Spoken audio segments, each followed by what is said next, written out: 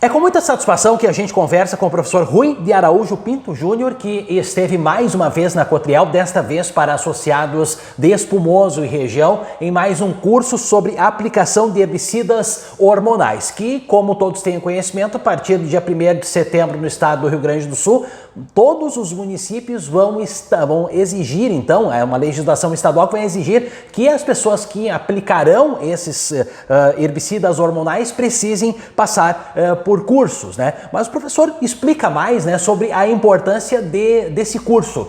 O que o produtor precisa ter conhecimento, né? Porque muitos aplicam, sempre fizeram da mesma forma, a questão do bico, a questão da deriva, e o que de principal a gente tem que passar para o produtor para que ele tenha conhecimento da importância de saber fazer essa aplicação de uma forma correta. Professor, obrigado por ter aceito o nosso convite. Obrigado.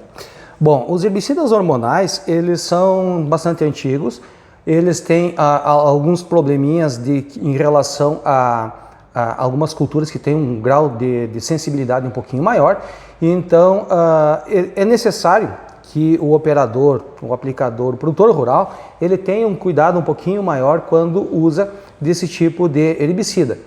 Mas, naturalmente, também ele é uma ferramenta importantíssima para o manejo de buva, por exemplo, algumas ervas de folha larga de difícil controle, com que tem resistências, né?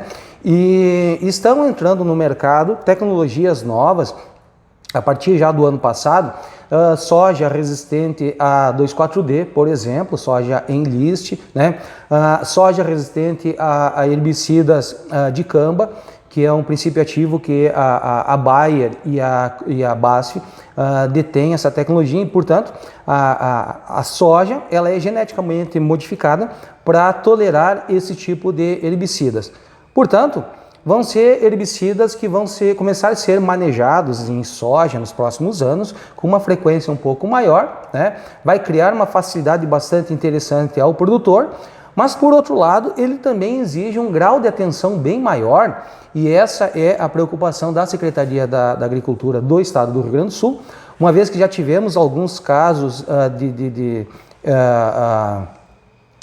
videira com um pouco de... já aconteceu alguns problemas, uma vez que essas culturas elas são muito sensíveis a esse tipo de herbicida. Se usados e bem usados, são uma ferramenta muito interessante ao produtor para manejar essas ervas de difícil controle. Professor Rui, qual é o principal problema? É a questão do bico, é a questão da velocidade que o produtor coloca na hora de fazer a aplicação, é a questão do vento, da velocidade do vento que o produtor não cuida, ou é tudo isso junto? O que o produtor tem que prestar atenção? Bom, é o conjunto da obra. Naturalmente, o bico é o principal limitante e problema que o produtor tem que estar atento. O produtor, quando usar um herbicida desse tipo, hormonais, ele tem que usar um bico com indução de ar. É um bico específico que produz uma gota de tamanho maior, né? Uma gota grossa, uma gota muito grossa, enfim, com esse perfil. E ele tem que olhar muito bem a bula do produto que ele está usando. E esse é o ponto que tem que ter muita atenção, porque algumas bulas elas são um pouquinho contraditórias. Exemplo, a imensa maioria dos produtos, a recomendação é aplicar com vento entre 2 e 10 km por hora.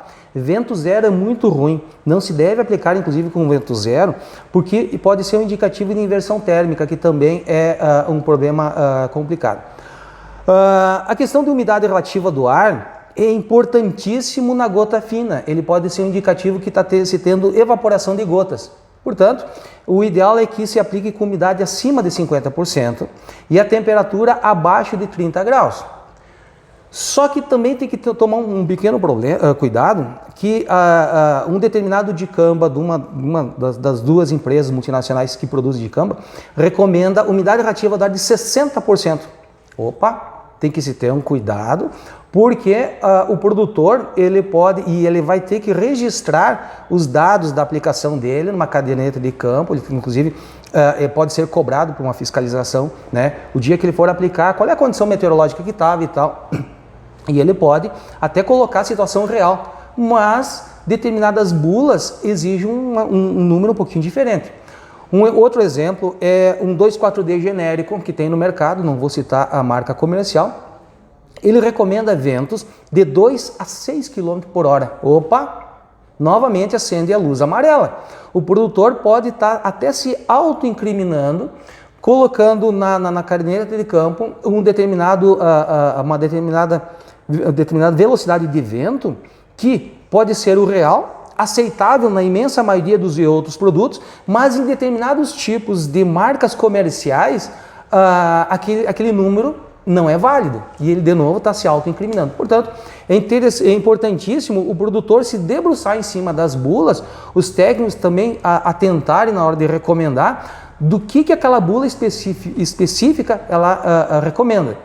Em algum momento no futuro, as bulas vão ter que ser unificadas, mas infelizmente ainda não o são.